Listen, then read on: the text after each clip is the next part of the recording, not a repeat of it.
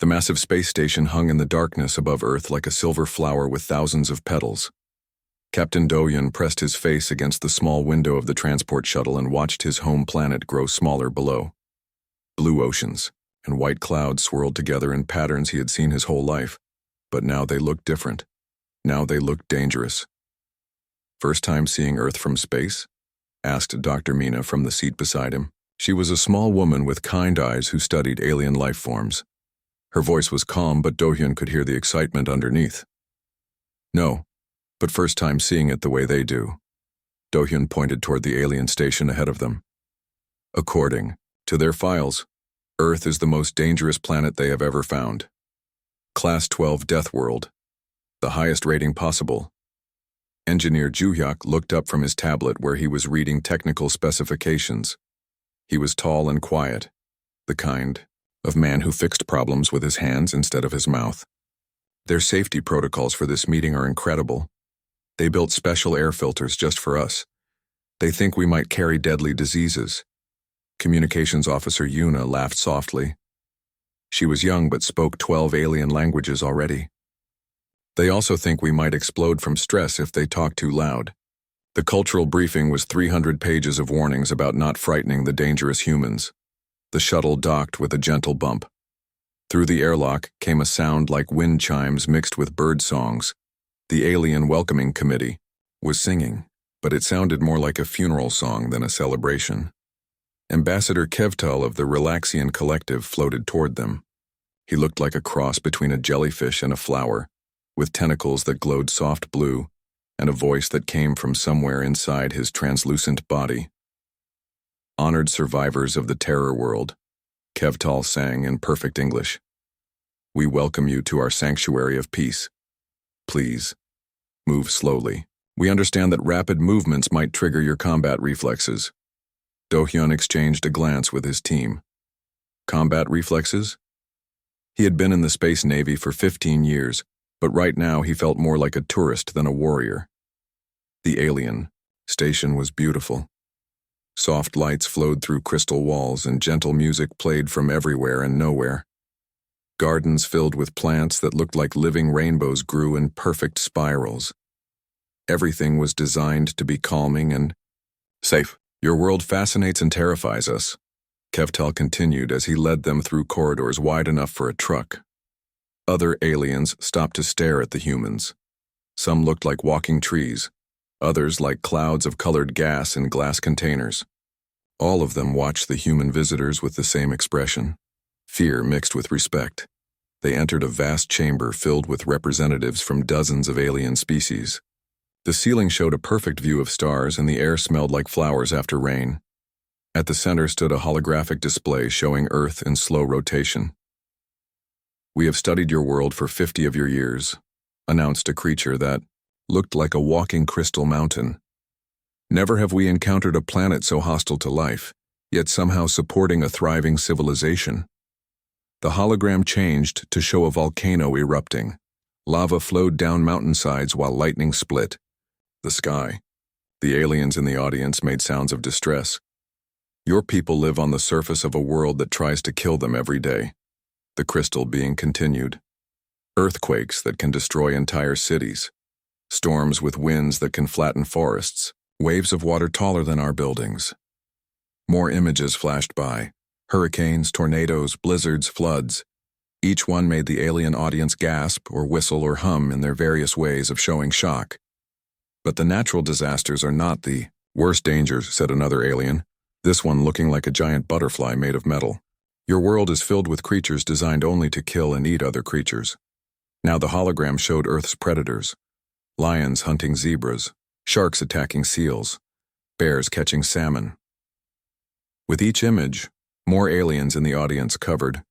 Their eyes are turned away. Great white sharks with teeth like knives, poisonous snakes that can kill with a single bite, spiders that liquefy their prey from the inside. And somehow, impossibly, humans not only survive on this world of horrors, they thrive. Do-hyun felt Mina nudge his arm. She was trying not to smile. The aliens were talking about sharks and spiders like they were supernatural monsters. "Your people have survived ice ages that buried continents," continued the presentation. Plagues that killed millions, yet the survivors became stronger. Wars that raged for decades. And through it all, humans have grown in number and intelligence.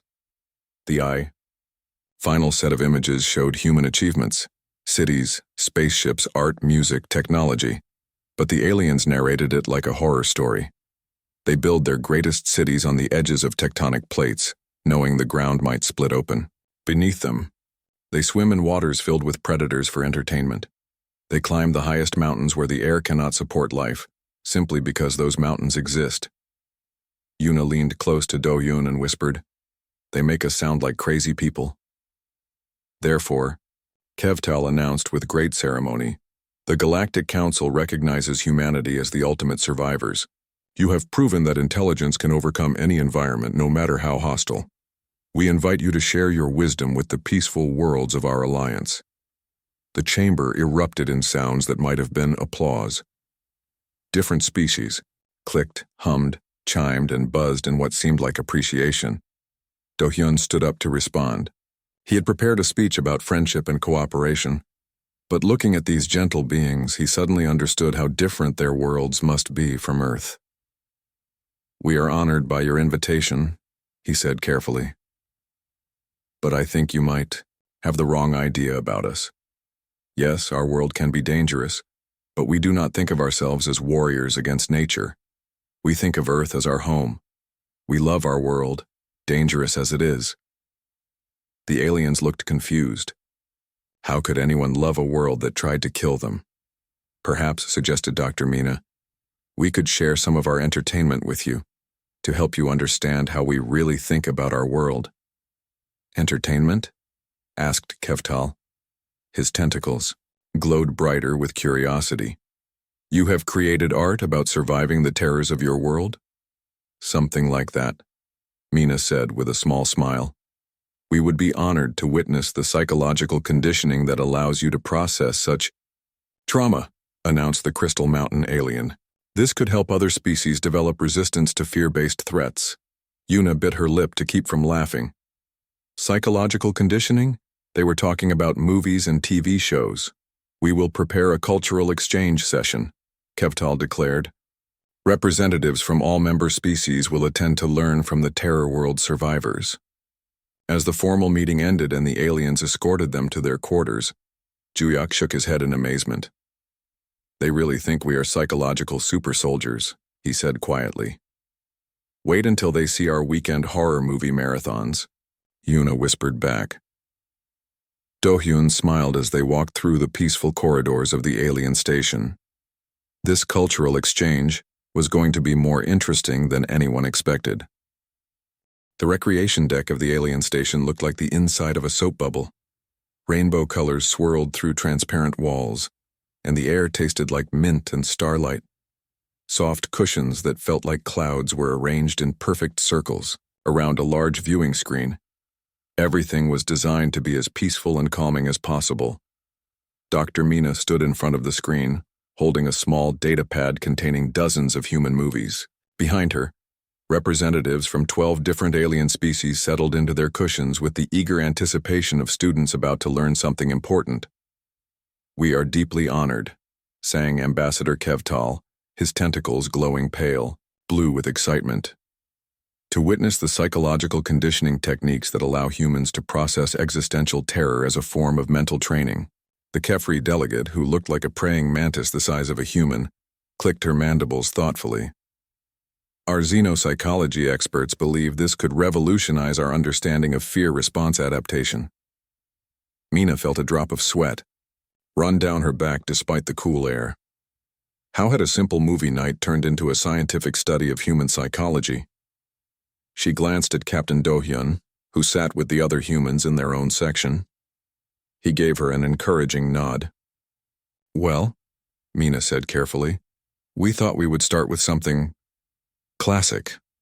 Something that shows how humans have learned to enjoy controlled fear experiences." She selected an old movie from Earth's archives. The black and white film began to play, showing a quiet motel and a young woman checking in for the night. The aliens watched with intense concentration as the story unfolded.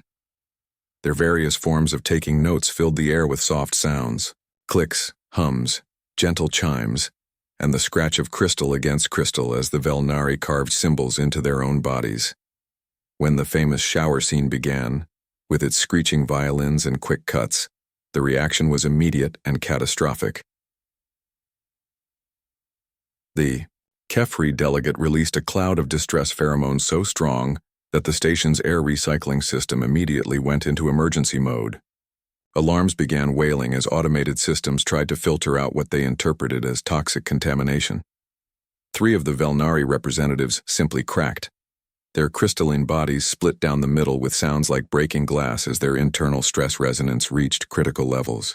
Medical drones swarmed toward them, emergency repair lights flashing. The gaseous Thren dock began to pulse between colors so rapidly that they looked like living strobe lights. Their container walls steamed up as their internal temperatures spiked, with panic. But the worst reaction came from the Relaxian observers. Their tentacles went from soft blue to bright red, then began flashing patterns that Yuna recognized from her language studies as emergency distress calls. Ambassador Kevtal himself was making a high keening sound that seemed to come from his entire body. "Stop! Please stop the presentation," Kevtal cried out. "This is beyond our psychological tolerance levels." Mina quickly paused the movie, but the damage was done. The recreation deck looked like a medical emergency zone. Healing drones buzzed through the air, tending to cracked Velnari and administering calming gases to the overstimulated aliens.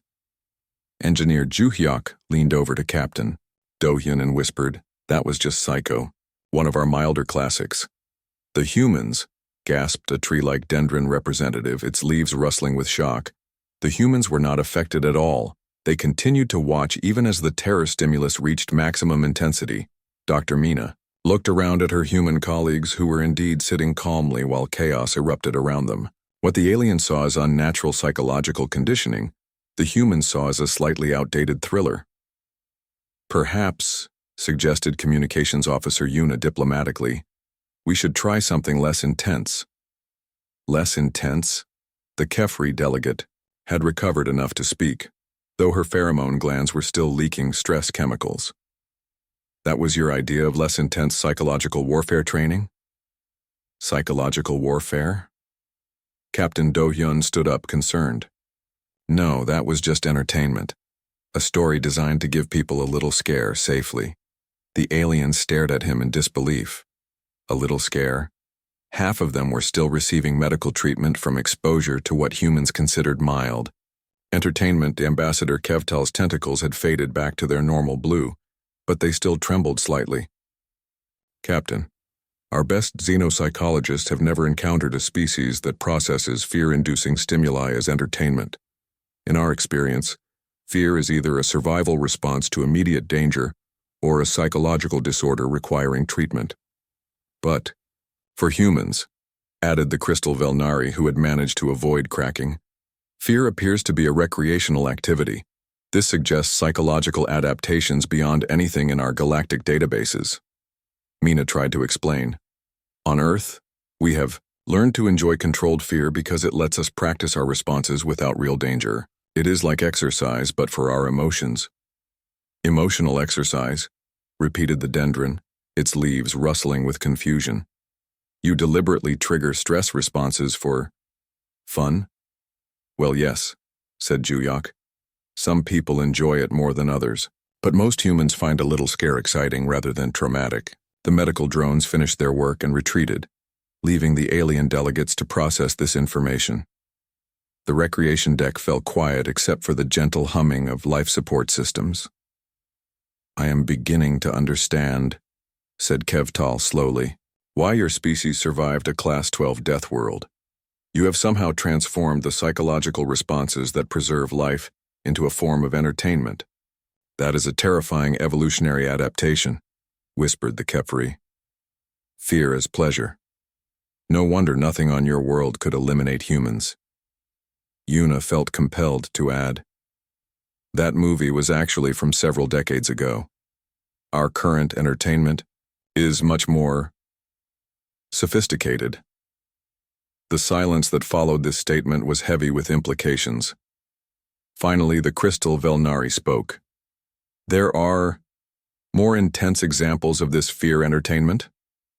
Oh yes, said Mina without thinking.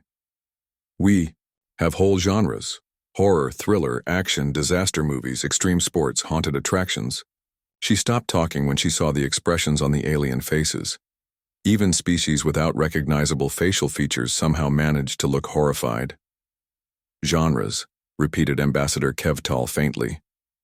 Multiple categories of terror entertainment. And extreme sports, added the Dendron. Physical activities designed to trigger fear responses? Captain Doyun realized they were digging themselves deeper into this misunderstanding. Perhaps we should continue this cultural exchange another time, when you have had a chance to recover. Yes, agreed Kevtal quickly. We need to convene an emergency session of the Xenopsychology Council. This requires immediate study. The aliens filed out of the recreation deck, still shaken by their brief exposure to human entertainment. The 4 humans remained behind. Well, said Yuna cheerfully, that could have gone better. They think we are psychological monsters, Zhuhyuk observed. Wait until they find out about horror movie marathons, Mina said with a tired smile. Or Halloween. Dohyun watched the last of the alien delegates disappear through the doorway, their various forms of movement clearly still affected by stress. I think, he said slowly, we might have accidentally started an interstellar incident. Outside the viewing screen, Earth continued to spin peacefully in space, completely unaware that its children had just terrified half the galaxy with a single movie from the 1960s. The secure analysis chamber was 3 levels below the main station, surrounded by walls thick enough to contain a nuclear explosion. Dr. Mina had never been in a room designed to keep thoughts from escaping, but apparently that was exactly what this place was built for. 12 of the galaxy's top xenopsychologists sat around a circular table that seemed to be carved from a single piece of black crystal. Each specialist represented a different approach to understanding alien minds, and all of them were staring at Mina like she was a fascinating but dangerous specimen. Dr. Mina, said the lead researcher, a being that looked like a living constellation of stars connected by silver threads. We have analyzed the brain scans from your colleagues during yesterday's presentation. The results are unprecedented. Mina shifted uncomfortably in her chair. Brain scans? I was not aware you were monitoring our neurological responses. Standard safety protocol, explained the Kefri xenopsychologist, her mandibles clicking nervously. We needed to ensure that exposure to terror stimuli was not causing you psychological damage. What we discovered instead challenges everything we understand about fear response in sentient beings. The star being gestured to a holographic display that showed 4 human brain scans during the movie. Normal fear response in any known species follows a predictable pattern. Threat detected, stress hormones released, fight or flight preparation, followed by either action or psychological trauma if escape is impossible. The display showed the expected pattern in brilliant red and orange colors, like a brain on fire. However, the star being continued, human brains during terror entertainment exposure show a completely different pattern. The hologram changed to show the actual human brain scans. Instead of the chaotic fire of fear, the human brains showed complex patterns of blue and green, with small bursts of gold scattered throughout. You experienced fear, said a crystalline Velnari researcher, but you also experienced pleasure. Simultaneously, your brains were processing terror and enjoyment as the same stimulus, Mina tried to explain. It is called an adrenaline rush. The fear is real, but because we know we are safe, our brains interpret the excitement as fun rather than danger. But that should not be possible, protested a gaseous Threndok scientist, whose colors swirled with confusion. Fear exists to preserve life. It cannot logically be connected to pleasure centers without creating a species that actively seeks danger. Well, Mina said carefully, some humans do seek danger. We call them thrill seekers. The silence that followed was profound. Finally, the lead researcher spoke again. You have individuals who deliberately expose themselves to life-threatening situations for recreational purposes? Extreme sports are quite popular, Mina confirmed. Skydiving, mountain climbing, bungee jumping, deep-sea diving, racing, She stopped when she noticed that several of the xenopsychologists were making rapid notes, and two of the crystalline beings were actually glowing with what she had learned to recognize as extreme agitation. "Dr. Mina," said the HFY researcher, "we need to understand the full scope of this phenomenon. Yesterday you mentioned multiple genres of fear entertainment. Could you explain these categories?" Mina took a deep breath. "Horror movies are designed to scare people with supernatural or psychological threats. Thriller movies focus more on suspense and tension. Action movies combine fear with excitement through dangerous situations. Disaster movies show natural catastrophes or accidents. And humans willingly pay to experience all of these? Yes. The movie industry makes billions of dollars every year from fear-based entertainment." The star being's constellation flickered rapidly. "An entire economic sector based on terror stimulation. This suggests that fear-pleasure response is not limited to a small subset of your population." "Oh no," Mina said, trying to be helpful. "Most humans enjoy at least some scary entertainment. Children start with mild scary stories and cartoons, then work up to more intense experiences as they get older." "Children?" The gaseous Threndok turned bright purple with shock. "You expose developing minds to terror stimulation as part of normal cognitive development?" Mina realized she was making things worse, but she could not seem to stop. "Fairy tales, ghost stories around campfires, Halloween celebrations, haunted houses." "Halloween?" asked the Velnari researcher. "A holiday where people dress up as monsters and scary things, tell frightening stories, and deliberately try to scare each other. Children go from house to house asking for candy while pretending to be ghosts and vampires." The entire research panel stared at her in stunned silence. "You have a cultural celebration dedicated to fear stimulation," the star being said slowly, "with ritualistic behavior designed to terrify children, and you give them high sugar rewards for participating." When she put it like that, Halloween did sound rather strange.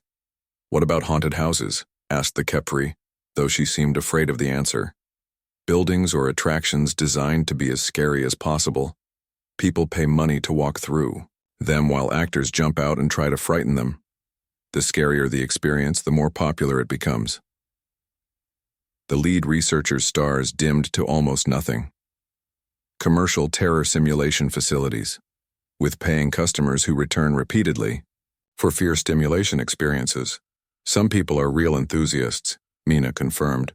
"They travel to different haunted attractions, rating them on how effectively they provoke fear responses. They rate them? Best scares, most creative frightening techniques, most realistic horror simulations. There are entire websites dedicated to reviewing fear entertainment." The Threndok researcher turned a color that Mina did not think was healthy. "Systematic analysis and comparison of terror delivery systems as entertainment." "Dr. Mina," said the star being carefully, "are there humans who specialize in creating these fear experiences for others?" "Of course. Horror movie directors, haunted, house designers, special effects artists, actors who specialize in scary roles, writers of frightening stories. An entire professional class dedicated to optimizing terror stimulation for mass consumption." "Well, yes. Some of them are considered artists. They win awards for their work." "Awards," repeated the Velnari researcher faintly. "Recognition and celebration for superior terror creation abilities." Mina was beginning to understand why the aliens found human behavior so disturbing. When described in clinical terms, their entertainment preferences did sound rather alarming. "Perhaps," she suggested, "you would like to see some examples of these other forms of fear entertainment to better understand the phenomenon?" The xenopsychologists exchanged glances that managed to communicate terror even across species barriers. "We believe," said the star being, "that we need to establish new safety protocols before proceeding further. Yesterday's exposure to mild human entertainment required medical intervention for several colleagues. And you are indicating that there are significantly more intense examples?" Mina nodded. "Horror movies have become much more sophisticated since the 1960s. And then there are extreme horror films, psychological thrillers, disaster movies with modern special effects." "Stop," said the HFY researcher, her pheromone glands already beginning to leak stress chemicals. We need to prepare. Enhanced medical support, emergency psychological intervention teams, protective equipment for our observation staff. For movies? Mina asked. Dr. Mina, the star being, explained patiently, if your mild entertainment from decades ago was capable of causing structural damage to Velnari researchers and triggering station-wide contamination protocols, we can only imagine what your current fear technology might do to unprepared minds. We also need to understand, added the Threndok, whether this terror-pleasure response gives humans advantages in conflict situations. A species that finds fear enjoyable might be psychologically immune to intimidation-based warfare. Mina felt a chill that had nothing to do with the air conditioning. She was beginning to realize that this cultural misunderstanding might have serious political and military implications. I think, she said carefully, that we should probably get Captain Do-hyun involved in these discussions. Already arranged, said the star being. The Galactic Council has declared this a priority research project. We need to understand whether humans represent a new form of psychological threat, or whether their fear-pleasure adaptation could be used to help other species develop resistance to terror-based attacks. As Mina left the secure analysis chamber, she found herself wondering how a simple movie night had evolved into a galactic security concern. Behind her, the xenopsychologists continued their emergency planning session, preparing for what they clearly expected to be psychological warfare rather than entertainment. She had a feeling that things were about to get much more complicated. The emergency council chambers had been designed to hold representatives from 200 different species, but Captain Do-hyun had never seen it completely full before. Every seat, platform, suspension field, and environmental bubble was occupied. The air itself seemed thick with tension and the mixed sense of hundreds of different forms of alien anxiety. At the center of the vast space, a holographic projection showed Earth spinning slowly, but now it was marked with thousands of red warning symbols. Each symbol represented what the aliens had classified as a terror stimulation facility.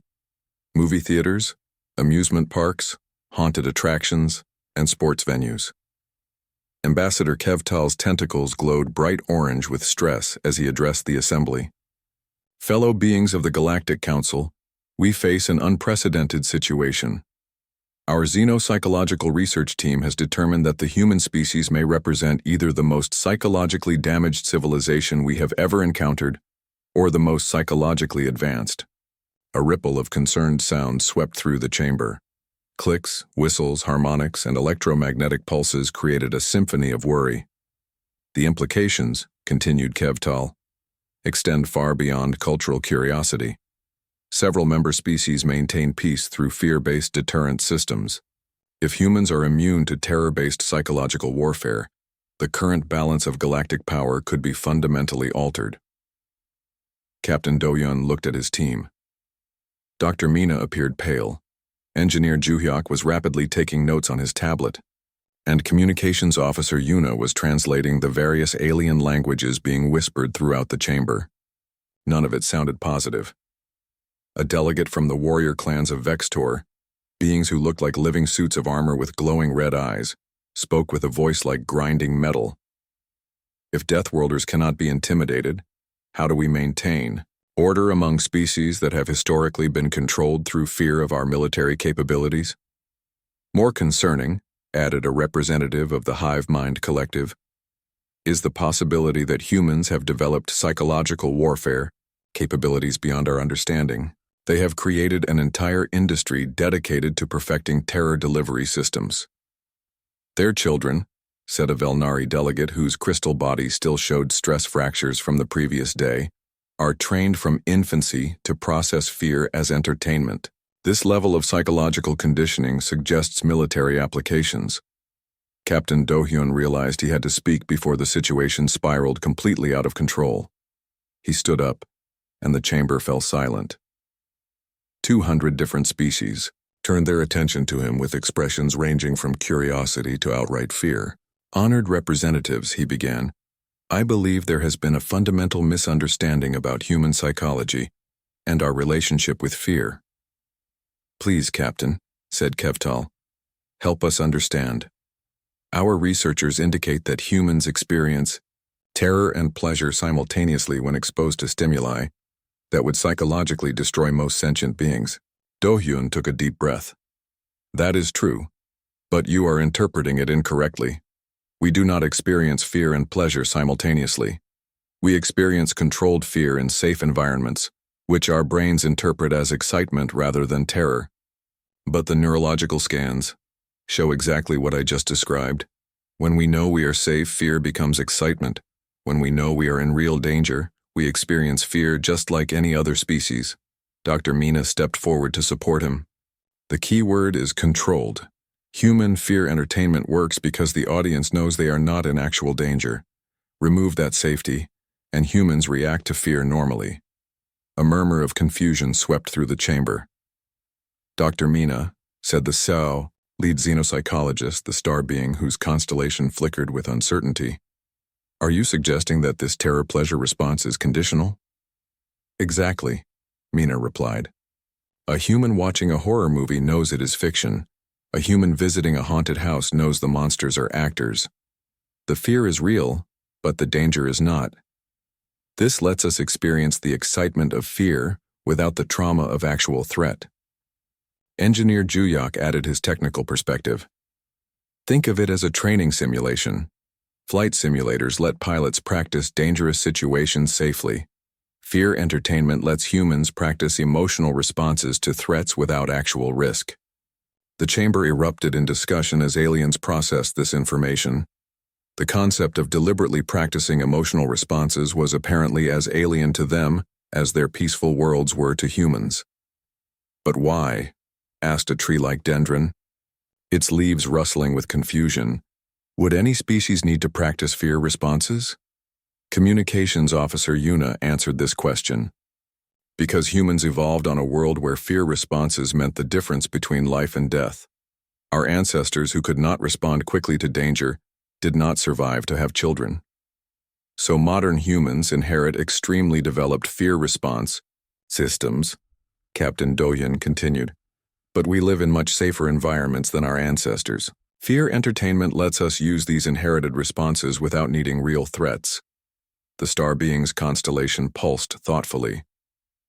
You are saying that humans have not transcended fear, but rather learned to channel ancestral survival responses into recreational activities? Yes, said all four humans simultaneously. But this still suggests, said the Vextor warrior, that humans possess psychological resilience far beyond normal parameters. Dr. Mina nodded. That part is true. Living on a dangerous world for millions of years did give humans high tolerance for stress and fear. But we are not immune to terror. We have just learned to distinguish between real threats and simulated ones. And, added Captain Do-hyun, we learned that controlled exposure to stressful situations makes us better at handling actual stress when it occurs.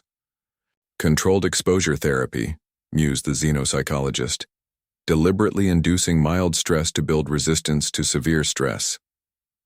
Exactly. A human who has watched many horror movies might be calmer during an actual emergency because they have practiced emotional control during simulated crises. The chamber fell silent as the implications of this explanation sank in. Finally, Ambassador Kevtal spoke. So humans have not developed immunity to fear-based deterrence. They have developed the ability to distinguish between real and simulated threats more effectively than other species. And, added the Velnari researcher, they have created cultural systems that use controlled stress exposure to build psychological resilience. Which explains, said the dendron, how they survived and thrived on a Class 12 death world. Not through fearlessness, but through superior fear management and stress adaptation. Captain Do-hyun felt a wave of relief. Yes, we are not psychological warriors or emotionally damaged survivors. We are a species that learned to turn our environment's challenges into strengths. This changes our entire assessment, announced Kevtal. Humans are not immune to psychological deterrence, but they are highly resistant to it.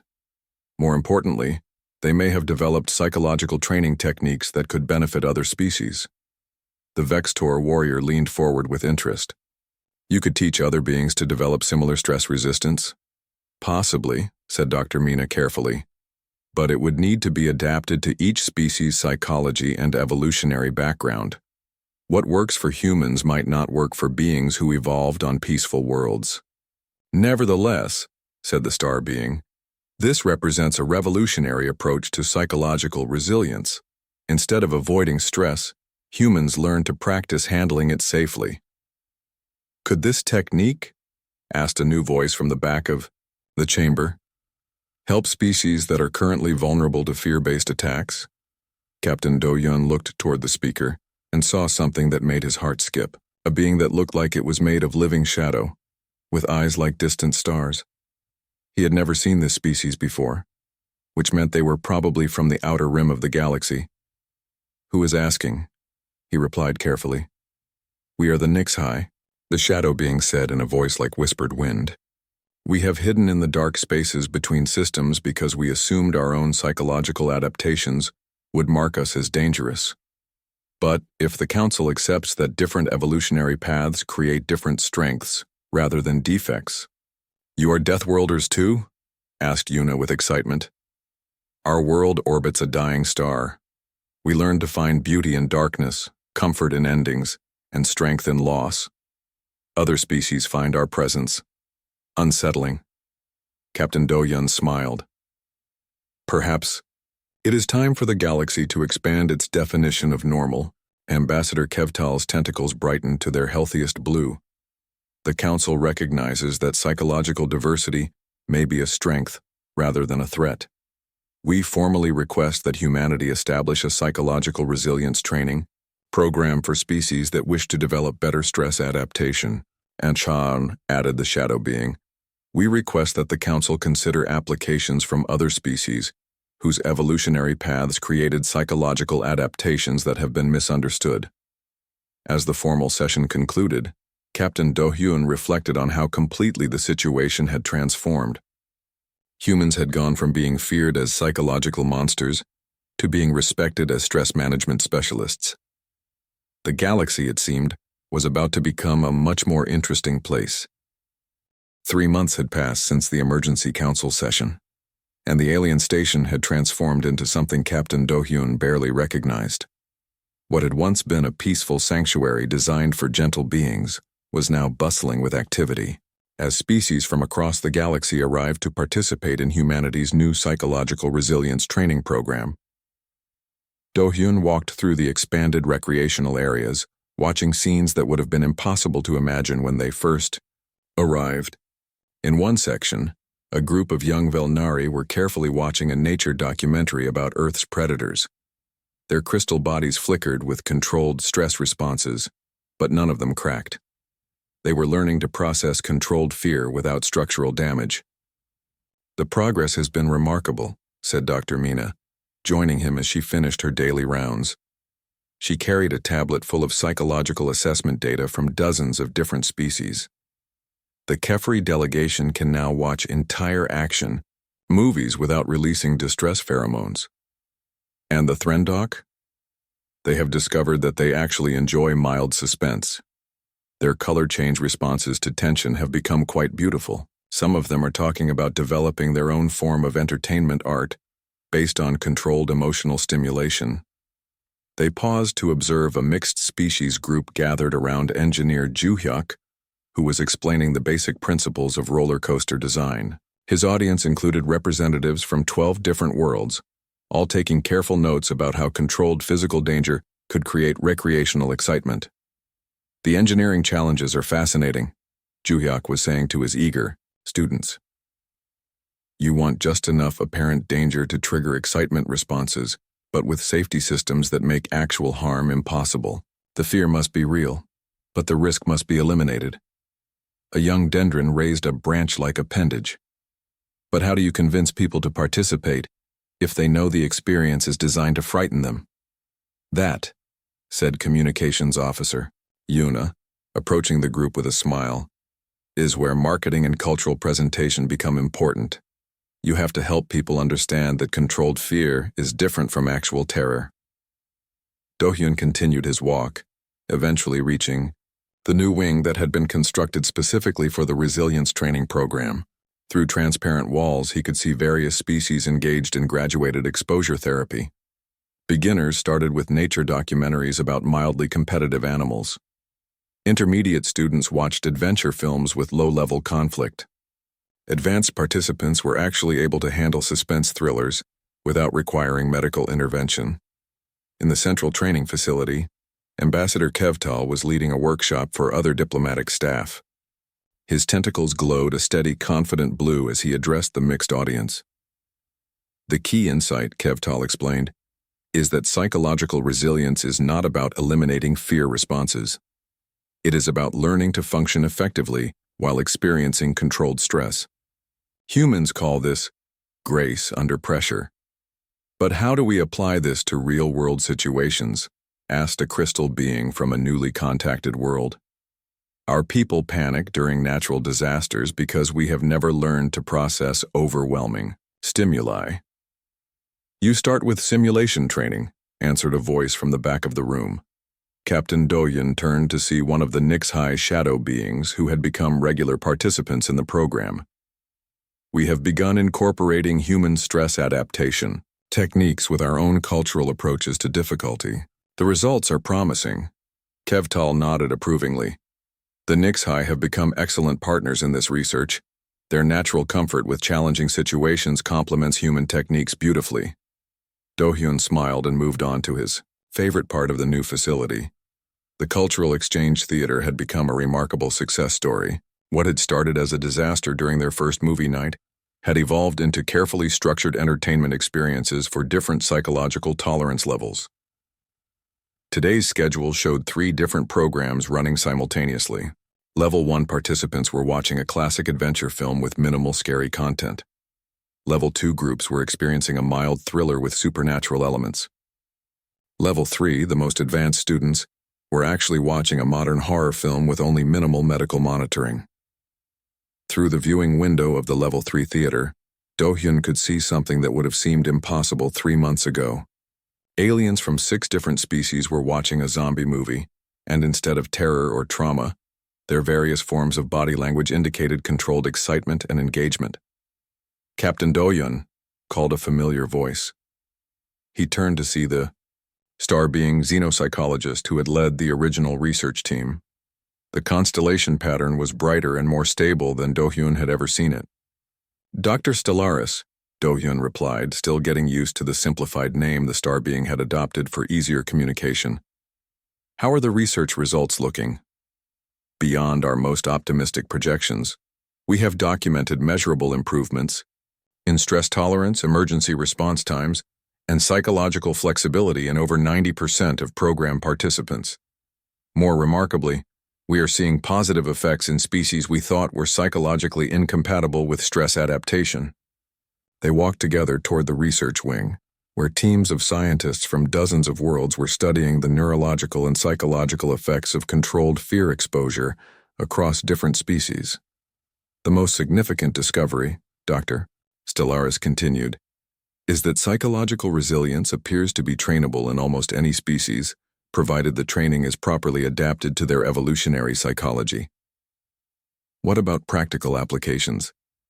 3 star systems have already implemented emergency preparedness programs based on human techniques. 2 others are developing entertainment industries modeled after your fear recreation concepts. And the Galactic Defense Council wants to establish stress inoculation training for peacekeeping forces.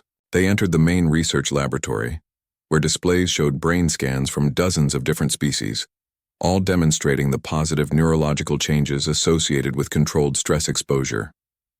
Dr. Mina's work on species-specific adaptation protocols has been revolutionary, Dr. Stellaris said proudly. We now understand that the human approach is just one possible solution to the challenge of psychological resilience. Each species can develop their own methods based on their unique evolutionary background. As if summoned by their conversation, Dr. Mina appeared from one of the side laboratories, followed by representatives from several species Do-hyun did not recognize. Captain, she said with obvious excitement, I want you to meet our newest participants. The Forge Worlds Consortium just made contact with the Council. The beings behind her looked like they were made of living metal and stone. Their forms radiated heat and the air around them shimmered. "Our worlds orbit close to our stars," one of them said in a voice like controlled thunder. "We learned to find beauty in extreme heat and pressure. Other species consider our environments uninhabitable, but we call them home." Another group of Deathworlders, Do-hyun said with a welcoming smile. "What brings you to our program?" "We heard that the Council now recognizes that extreme environment adaptations can be strengths rather than defects. We want to share our techniques for pressure resistance training and learn from your methods for fear adaptation." Dr. Stellaris's constellation pulsed with satisfaction. The Psychological Diversity Initiative has identified 17 different Deathworld species who had been avoiding contact because they assumed their adaptations would be seen as threatening. They are all interested in joining the Council now. "And what about the original concern about military applications?" Do-hyun asked. "Ironically, improved psychological resilience has made most species less likely to resort to fear-based aggression. When you are not afraid of being afraid, you make better decisions during conflicts." Later that evening, Do-hyun stood in his quarters looking out at Earth through the large observation window. The planet still looked like the same blue and white marble he had grown up on, but his perspective had changed completely. A soft chime announced a visitor. The door opened to reveal Ambassador Kevtal, whose tentacles glowed with warm satisfaction. "Captain, I wanted to personally deliver the Council's decision regarding humanity's membership application." Do-hyun turned from the window. "And? Humanity has been accepted into the Galactic Council with full membership status and a special designation as Psychological Resilience Specialists. Dr. Mina has been appointed as the first Director of Interspecies Stress Adaptation Research. Engineer Ju-hyuk will lead the new Department of Safe Danger Engineering. Communications Officer Yuna will head the Cultural Translation and Psychological Adaptation Bureau." "And my role?" Kevtal's tentacles brightened to their happiest blue. "You, Captain, have been elected as the Council's first human ambassador, with specific responsibility for integrating Deathworld species into galactic civilization." Do-hyun felt a surge of pride and responsibility. "We accept these positions with honor. There is one more thing," Kevtal added, with what might have been alien humor. "We have received formal applications from 7 more Deathworld civilizations who want to join the Council.